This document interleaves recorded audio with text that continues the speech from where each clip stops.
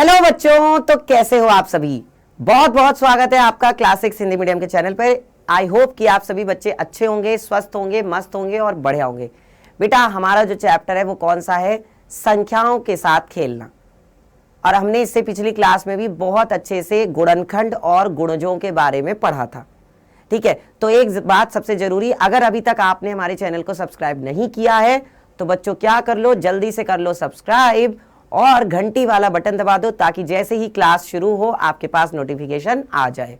ठीक है, अब बढ़ते हैं आगे बेटा। अगर क्लास में मजा आए, क्लास अच्छी लगे तो लाइक जरूर कर देना। ठीक है, संख्याओं के साथ हम लोग क्या कर रहे हैं? खेल रहे हैं। सबसे पहले देखते हैं कि आज की क्लास में हम लोग क्या सीखने जा रहे हैं। तो बच्चों जरा सोचो, कुछ आइडिया लगा सकते हो आप लोग, तो मुझे बताओ कि आज की क्लास में हम लोग क्या सीखने वाले हैं। तो बेटा आज हम सीखेंगे एक तो गुणज और दूसरा है गुणनखंड। गुणज और गुणनखंड, इन दोनों पर कुछ अभ्यास प्रश्न। इन दोनों पर क्या सीखने वाले हैं बेटा? आज हम कुछ अभ्यास प्रश्न यानी कि प्रैक्टिस के लिए क्वेश्चंस करने वाले हैं। ठीक है, गुणज पर और गुणनखंड पर हम लोग कुछ प्रैक्टिस क्वेश्चंस करने जा रहे हैं ताकि इसका जो कंसेप्ट है वो हमारा बिल्कुल क्लियर हो जाए। ओके, चलिए आगे बढ़ते हैं। तो पहले बच्चों बात करते हैं कुछ रोचक तथ्य की, यानी कि इंपॉर्टेंट फैक्ट्स जो हैं, इंटरेस्टिंग फैक्ट्स जो हैं, किससे रिलेटेड है? जो गुणज से और गुणनखंड से। अगर मैं बात करूं गुणज और गुणनखंड की, तो इससे रिलेटेड जो फैक्ट्स हैं बच्चों, अगर उसकी बात की जाए, जैसा कि आप यहां पर देख पा रहे हैं, चलिए देखते हैं इसमें क्या कहा जा रहा है। इसमें कहा जा रहा है बच्चों कि वह संख्या जिसके सभी गुणनखंडों का योग उस संख्या का दुगना हो एक संपूर्ण संख्या यानी कि परफेक्ट नंबर कहलाती है। क्या कहलाती है बच्चों? एक परफेक्ट नंबर कहलाती है, यानी कि संपूर्ण संख्या। जैसे कि 6 और 28 जो है संपूर्ण संख्याएं हैं। अब मुझे एक बात बताओ बेटा, अगर मैं आपसे ये पूछूं कि 6 के गुणनखंड कौन कौन से हैं, 6 के गुणनखंड क्या क्या हैं, तो बताना जरा क्या क्या होंगे। गुणनखंड का मतलब होता है वो सभी संख्याएं जिसके पहाड़े में आपको दी गई संख्या आती है। तो यहां पर बच्चे क्या है? यहां पर है आपके पास 6। अब मुझे ये बताओ कि 6 किसके किसके पहाड़े में आता है? चलो बताओ जल्दी से। ये जो 6 है बेटा, ये किस किसके पहाड़े में आता है? एक तो ये 1 के पहाड़े में आएगा, ये 6 किसके पहाड़े में आएगा? 2 के पहाड़े में आएगा, 3 के पहाड़े में आएगा और ये खुद अपने पहाड़े में भी आएगा। यानी कि 1, 2, 3 और 6, ये तीनों चारों क्या हो गए? ये चारों बच्चों हो गए गुणनखंड। ये चारों क्या हो गए? ये चारों हो गए बच्चों गुणनखंड। किसके? ये चारों गुणनखंड हो गए 6 के। अब क्या क्या बोला गया है यहां पर कि जिसके सभी गुणनखंडों का योग। तो योग का मतलब क्या है? सबको क्या कर दो बच्चों? ऐड कर दो, जोड़ दो, प्लस कर दो। इसका मतलब जब आप यहां पर सबको जोड़ोगे, 1, 2, 3, 6 सबको जोड़ते हैं, तो 1 + 2 + 3 + 6, बताओ कितना आएगा? 1 + 2 + 3 + 6 सबको जोड़ेंगे तो कितना आ जाएगा? यहां से हमारे पास आएगा बेटा 2 और 1 3, 3 और 3 और प्लस क्या आ गया? 6। तो 6 + 6 कितना हो गया बेटा? 6 और 6 हो गया 12। कितना आ गया? 12। और बेटा 12 जो होता है वो 6 का क्या होता है?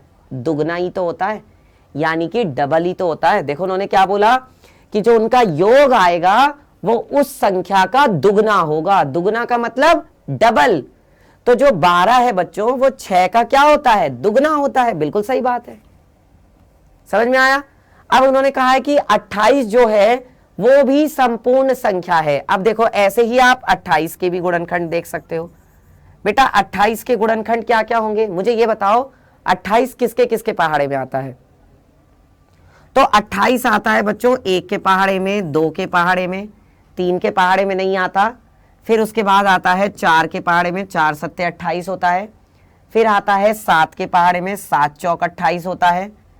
ठीक है, 8 में नहीं आता, 9 में नहीं आता, 10 में भी नहीं आता, 11 में भी नहीं आता, 12 में भी नहीं आता, 13 के पहाड़े में भी नहीं आता। फिर आता है 14 के पहाड़े में, क्योंकि 14 दूनी कितना होता है? 28। और उसके बाद सीधा ये किस में आता है? खुद 28 के पहाड़े में आता है। सीधा फिर किसके पहाड़े में आता है, 28 के पहाड़े में। अब इन सब का क्या करो बच्चों, योग करो, यानी कि जोड़ो इनको। तो 1 + 2 + 4 + 7 + 14 + 28, बताओ कितना आएगा ये। जब इन सबको जोड़ेंगे तो कितना हो जाएगा, देखो 2 और 1 3, 3 और 7 क्या हो गए 10, है ना। 2 और 1 3, 3 और 7 क्या हो गए 10, 10 और 4 क्या हो गए 14, 14 और 14 कितने हो गए 28। तो ये आपके पास आ गया बेटा 28 + 28, 28 + 28, 28 और 28 कितना होता है 56, 28 और 28 कितना होता है 56, यानी कि 56। तो मुझे ये पता चल गया बेटा 56 तो क्या है 28 का ही दुगना है। अगर बात की जाए तो जो 56 है बच्चों, ये दुगना है किसका, 28 का। 56 क्या है 28 का डबल है, दुगना है। आ रहा है समझ में, सबको आ रहा है समझ में या नहीं, बताओ बच्चों, सबको क्लियर है, सबको समझ में आ रहा है। मुझे उम्मीद है कि आप सभी को समझ में आ रहा होगा, है ना। यस, तो बच्चों आगे बढ़ते हैं और इसके बाद बात करते हैं किसकी। अब आप मुझे बताइए इनमें से कौन सी संख्या संपूर्ण संख्या नहीं है। इनमें से ऐसी कौन सी संख्या है बच्चों जो संपूर्ण संख्या नहीं है। देखो 6 के लिए तो अभी हमने देखा कि ये तो 6 तो संपूर्ण संख्या है, 28 के लिए हमने देखा कि वो भी संपूर्ण संख्या है, तो ये दोनों तो जवाब नहीं है। अब या तो 12 है या 496 है, बताओ कौन सा होगा। 12 के गुणनखंड निकालो और मुझे बताओ क्या क्या होंगे, चलो बोलो जल्दी से। 12 के क्या करो बच्चों, गुणनखंड, और 12 के गुणनखंड क्या होंगे, आंसर करिए फटाफट। यस, 12 के करने हैं बच्चों आपको गुणनखंड, तो 12 के गुणनखंड क्या क्या होंगे बेटा। 12 किसके किसके पहाड़े में आता है, गुणनखंड का मतलब होता है कि जो आपकी संख्या है वो जिस जिस के पहाड़े में आता है। तो 12 किस किस के पहाड़े में, 1 के पहाड़े में, ओके, 2 के पहाड़े में, ठीक है, 3 के पहाड़े में, बहुत बढ़िया, उसके बाद 4 के पहाड़े में, वेरी गुड, और इसके बाद क्या आएगा 6 के पहाड़े में भी आएगा 12, और 12 जो है बच्चों वो अपने खुद के पहाड़े में भी आएगा। तो इसका मतलब यहां पर 12 भी आ गया,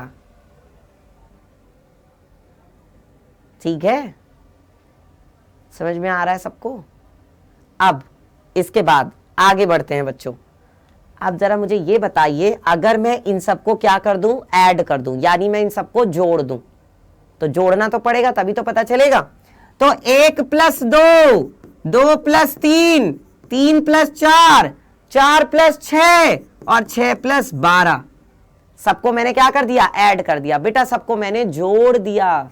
अब कितना आएगा, 2 और 1 3, 3 और 4 7, 7 और 3 10, 10 और 6 16, 16 और 12 कितने हो गए बताओ, 16 और 12 कितने हो जाएंगे, जल्दी से बता दीजिए। 16 और 12, तो बेटा 6 और 2 हो गए 8, 1 और 1 हो जाएगा कितना 2, 1 और 1 कितना हो जाएगा 2, यानी कि ये कितना आ गया 28। अब क्या 28 जो है वो 12 का दुगना होता है, क्योंकि हमने किसके गुणनखंड किए थे 12 का। बेटा 12 का दुगना क्या होगा, 12 का जो दुगना है 12 का दुगना होता है 24, और इन सब का योग आ रहा है 28। इसका मतलब ये संपूर्ण संख्या तो नहीं है। इसका मतलब क्या होगा भैया, ये संपूर्ण संख्या नहीं है, क्योंकि हमने जो नियम पढ़ा संपूर्ण संख्या का वो तो ये था कि सबको जोड़ने पर दुगना आना चाहिए, वो नहीं आ रहा तो फिर नहीं है। इसका मतलब सही जवाब यहां पे क्या होगा, जो सही जवाब है बेटा वो होगा 12। 12 जो है बेटा वो एक संपूर्ण संख्या नहीं है, और जब आप 496 का निकालेंगे तो ये आ जाएगी एक संपूर्ण संख्या। करके देख लेना, 496 देखना किस किस के पहाड़े में आता है, करके देखना बेटा, और इसका जवाब आप मुझे बताएंगे कमेंट सेक्शन में, ठीक है। सारे बच्चों का जवाब आना चाहिए जल्दी से फटाफट, कोई दिक्कत नहीं है भैया, टाइम भी ले लो, थोड़ा टाइम ले लो, लेकिन आंसर जरूर करना, ओके। चलिए आगे बढ़ते हैं अब, और इसके बाद हम लोग बात करते हैं किसकी, नेक्स्ट जो है बच्चों हमारा क्वेश्चन, अगला जो है हमारा सवाल, इसमें क्या कह रहे हैं, किसी संख्या के गुणजों की संख्या क्या होती है? बेटा मैंने आपको इससे पिछली क्लास में बताया था, पढ़ाया था कि क्या होता है गुणजों की संख्या। रोचक तथ्य यानी कि इंटरेस्टिंग फैक्ट्स जो हैं, कोई भी अगर आपकी संख्या है तो किसी भी संख्या के गुणजों की संख्या कितनी होती है। कोई भी अगर आपके पास संख्या है बच्चों तो उसके गुणजों की संख्या कितनी होगी। गुणजों का मतलब होता है बच्चों मल्टीपल, है ना। गुणजों का मतलब क्या है? जो मल्टीपल है। गुणजों का मतलब क्या है बच्चों? जो मल्टीपल है। और मल्टीपल का मतलब होता है जो वो सभी संख्याएं जो आपको दी गई संख्या के आगे पहाड़े में आएंगी। जो संख्याएं पहाड़े में आएंगी, जो संख्याएं पहाड़े में आगे आने वाली हैं, पहाड़े में आगे आएंगी। जो संख्याएं पहाड़े में आगे आएंगी वही क्या है बच्चों? वो सारी संख्याएं गुणज कहलाती हैं। जैसे अगर मैं ये कहूं बताना 2 के पहाड़े में कौन कौन सी संख्याएं आएंगी, मैं बात कर रहा हूं बच्चे 2 के लिए, तो 2 के पहाड़े में कौन कौन सी संख्याएं आएंगी? 2 के पहाड़े में आएगी 2, 4, 6, 8, 10, 12, 14, 16, 18, है ना। और इस तरीके से ये चलती जाएगी। ऐसा नहीं है कि ये यहीं तक रुकेगी, ये आगे तक चलती जाएगी, चलती जा रही है, चलती जा रही है, चलती जा रही है। आपकी मर्जी पड़े कहीं तक भी गुणा करो, कोई आपको रोकने वाला नहीं है। आपकी मर्जी है बेटा, आप कहीं तक भी गुणा कर सकते हो। भाई देखो 18 के बाद 20 भी आएगा, और अगर वही मैं एक बार और गुणा कर दूंगा, मान लो मैं 11 से गुणा कर दूंगा तो 22 भी आ जाएगा। अगर मैं 12 से गुणा कर दूंगा तो 24 आ जाएगा। 2 की अगर मैं 12 से गुणा करूंगा तो 24 आएगा। 2 की अगर मैं किससे 13 से गुणा करूंगा तो 26 आ जाएगा।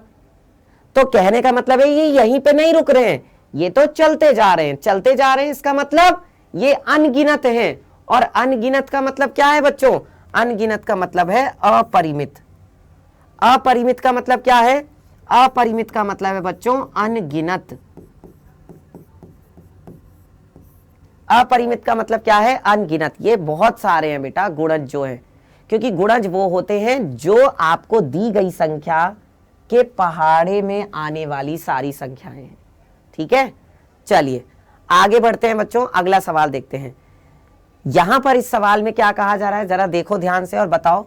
ये कह रहे हैं कि निम्नलिखित संख्याओं के सभी गुणनखंड लिखिए। जो आपको यहां पर संख्याएं दिख रही हैं, इन दोनों संख्याओं के आपको जितने भी गुणनखंड हैं सारे के सारे लिख देने हैं। अब बताओ क्या क्या होंगे इनके गुणनखंड।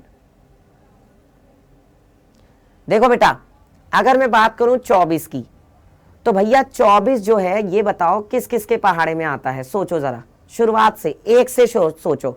1 के पहाड़े में आएगा, ये आएगा। 2 के पहाड़े में आएगा, 3 के पहाड़े में भी आता है, 3 अट्ठे 24। 4 के पहाड़े में भी आता है, 4 छिंग 24। 5 के पहाड़े में नहीं आता। तो गुणनखंड का मतलब ये होता है कि जो आपकी संख्या है ना वो किसके किसके पहाड़े में आती है। तो भैया देखो जरा ध्यान से, जो आपका 24 है, 24 किस किस संख्या के पहाड़े में आएगा? एक तो 1 के पहाड़े में आएगा, 2 के पहाड़े में आएगा, 3 के पहाड़े में आएगा, 4 के पहाड़े में आएगा, 6 के पहाड़े में आएगा। उसके बाद बेटा 6 के बाद सीधा 12 के पहाड़े में आएगा। 12 दूनी 24 होता है, तो 12 के पहाड़े में आ गया। और 12 के बाद फिर सीधा किसके पहाड़े में आएगा? 24 के ही पहाड़े में आएगा। 12 के बाद सीधा फिर किसके पहाड़े में आएगा? खुद 24 अपने आप के पहाड़े में तो आएगा ही आएगा। तो वही चीज है। तो ये देखो इसके कितने सारे गुणनखंड हैं, 1 2 3 4 5 6 7। बेटा जी इसके 7 गुणनखंड हैं। चलिए अब अगर 64 की बात की जाए तो क्या होगा बच्चों, बताना जरा। 64 यानी कि 64 के लिए क्या होगा, जल्दी बताओ। 64 64 के गुणनखंड क्या क्या होंगे बताओ मुझे जल्दी से। 64 जो है ये कौन कौन सी संख्याओं के पहाड़े में आती है? जल्दी से आंसर कर दो अमित सर को। यस, तो बेटा देखो 64 जो है ये 1 के पहाड़े में आएगा फिर से, क्योंकि इसका इकाई का अंक क्या है 4, तो इसका मतलब ये 2 से भी भाग हो जाएगी, यानी ये 2 के पहाड़े में भी आएगी। 64 बेटा 3 के पहाड़े में नहीं आता, 4 के पहाड़े में आता है, ठीक है, 5 के पहाड़े में नहीं आता, 6 के पहाड़े में भी नहीं आता, 7 के पहाड़े में भी नहीं आता, 64 फिर आता है 8 के पहाड़े में, क्योंकि 8 अट्ठे कितना होता है 64। फिर इसके बाद बेटा ये आता है 16 के पहाड़े में, क्योंकि 16 दूनी कितना होता है, 16 चौका क्या होता है 64, 16 कम 16, 16 दूनी 32, 16 38, 16 चौका 64। उसके बाद आता है बच्चों 32, यानी कि 32 के पहाड़े में, 32 एकम 32, 32 दूनी 64, चाहे तो भाग करके देख लो, ठीक है। और उसके बाद फिर किसके पहाड़े में आता है, फिर तो ये खुद अपने ही पहाड़े में आएगा, यानी कि 64 के ही पहाड़े में आएगा। तो ये सारे इसके क्या हो गए, गुणनखंड हो गए। आई बात सबको समझ में? यस, सारे बच्चों को बात समझ में आ रही है। अमित सर के साथ जब पढ़ रहे हैं तो डरने की क्या बात है ना। तो बेटा अगर क्लास में मजा आ रहा है तो क्लास को लाइक कर दो, और अगर हमारे चैनल को अभी तक आपने सब्सक्राइब नहीं किया है, सब्सक्राइब कर दो, घंटी वाले बटन को दबा दो, ताकि जैसे ही क्लास शुरू हो तुरंत आपके पास सूचना पहुंचे, इंफॉर्मेशन पहुंच जाए। अमित सर आ चुके हैं, क्लास शुरू हो चुकी है, पहुंचो भैया क्लास में सीधा, ठीक है। चलो तो बेटा अगला देखते हैं। ये कह रहे हैं इस क्वेश्चन में क्या कहा जा रहा है, इस क्वेश्चन में कहा जा रहा है कि निम्नलिखित संख्याओं के पहले 5 गुणज लिखिए। आपको फर्स्ट 5 मल्टीपल लिखने हैं। बेटा गुणज का मतलब क्या होता है, गुणज का मतलब होता है मल्टीपल, मल्टीपल। और मल्टीपल कौन होते हैं, जो संख्याएं आपको जो संख्या दी गई है उसके पहाड़े में आने वाली हैं। तो 15 के पहाड़े में कौन कौन सी संख्याएं आने वाली हैं बताना जरा। गुणज का मतलब होता है बेटा वो सारी संख्याएं जो आपको दी गई संख्या के पहाड़े में आएंगी। अब 15 के पहाड़े में कौन कौन सी संख्याएं आएंगी, देखो बताओ जरा, 15 के पहाड़े में कौन कौन सी संख्याएं आने वाली। तो 15 का पहाड़ा लिख दो, 15 एकम 15, 15 दूनी 30, 15 तिया 45, 15 चौका 60, 15 पंजे 75, 15 छिक्का 90, और इस तरीके से ये आगे बढ़ता जाएगा। क्योंकि बेटा अभी हमने देखा था गुणजों की संख्या क्या होती है, अपरिमित होती है, यानी कि अनगिनत होती है, आप गिन भी नहीं सकते, इतनी सारी होती है। आई बात समझ में। फिर अगला क्या है बच्चों, 121। चलिए तो यहां पर देखते हैं 121 मतलब 121। तो 121 के लिए क्या होगा बच्चों बताना जरा। 121 कि जब आप 1 में गुणा करोगे तो 121 ही आएगा, जब 2 से गुणा करोगे तो कितना आएगा, 2 एकम 2 हो जाएगा, 2 दूनी कितना हो जाएगा 4, और 2 एकम हो जाएगा 2। अगर मैं यहाँ पर 3 से गुणा करूंगा तो कितना आएगा, 3 एकम 3। वैसे हमें बेटा उन्होंने बोला था कि पहले 5 गुणज बताओ, तो 1 2 3 4 5, केवल 5 ही बताने थे तो 75 तक छोड़ सकते थे। मैंने एक और लिख दिया है, कोई दिक्कत वाली बात नहीं है, कोई परेशानी वाली बात नहीं है, ये तो और भी अच्छी बात है, ठीक है। अब अगला देखो, इसके लेकिन हम 5 ही लिखेंगे, ठीक है, फालतू नहीं लिखेंगे, सही है। देखो 3 एकम 3, और 3 दूनी कितना होगा 6, और फिर से 3 एकम कितना होगा 3 हो जाएगा। अगर 4 से गुणा करूंगा तो कितना आएगा बेटाना जरा भैया, 121 में गुणा कर दो बच्चे 4 से, 4 एकम 4, 4 दूनी 8, और 4 एकम 4, यानी आपके पास क्या आ गया 484, 484। क्लियर। नेक्स्ट देखते हैं। अब अगर यहां पर 5 से गुणा कर दें बच्चों तो क्या होगा, अगर हम यहां पर 5 से गुणा कर दें तो क्या होगा, देखो 5 से गुणा करो जरा, यहां पे 5 एकम 5 है ना भाई। 121 की हम किस में गुणा करें, 5 में गुणा करें, तो 5 एकम 5, 5 दूनी 10 की 0 हासिल लगा 1, 5 एकम 5 और 1 6, 5 एकम 5, 5 दूनी 10 की 0 हासिल लगा 1, और 5 एकम 5 और 1 6, यानी ये आपका आ गया बच्चों 605। तो 5 पहले गुणज लिखने थे वो हमने लिख दिए, पर इसका मतलब ये नहीं है कि हम और आगे गुणज नहीं बता सकते, और आगे वाले भी बता सकते हो जो इसके बाद आने हैं, ठीक है। आई होप कि आप सभी बच्चों को यहां तक मजे के साथ समझ में आ रही होंगी सारी की सारी चीजें। आ रही है ना बच्चों समझ में, बताओ जल्दी से। अमित सर की क्लास में मजा आ रहा है, बहुत अच्छा है, बहुत बढ़िया बेटा। और अगर मजा आ रहा है तो लाइक जरूर करना क्लास को, और कमेंट सेक्शन में मुझे जरूर बताना कि क्लास कैसी लगी। ठीक है, चलिए तो बेटा जी आज के लिए बस इतना ही रखते हैं। बाकी अब हम लोग मिलेंगे आपसे नेक्स्ट क्लास में, और अगली क्लास में भी हम मजे के साथ पढ़ाई करेंगे ऐसे ही। बस अगर अभी तक आपने चैनल को सब्सक्राइब नहीं किया है तो हमारा जो चैनल है क्लास 6 हिंदी मीडियम, इसको क्या कर लो, सब्सक्राइब कर लो और घंटी वाले बटन को दबा दो ताकि तुरंत आपके पास नोटिफिकेशन आ जाए। अब मिलेंगे आपसे अगली क्लास में, तब तक अपना ध्यान रखो। Tata bye bye.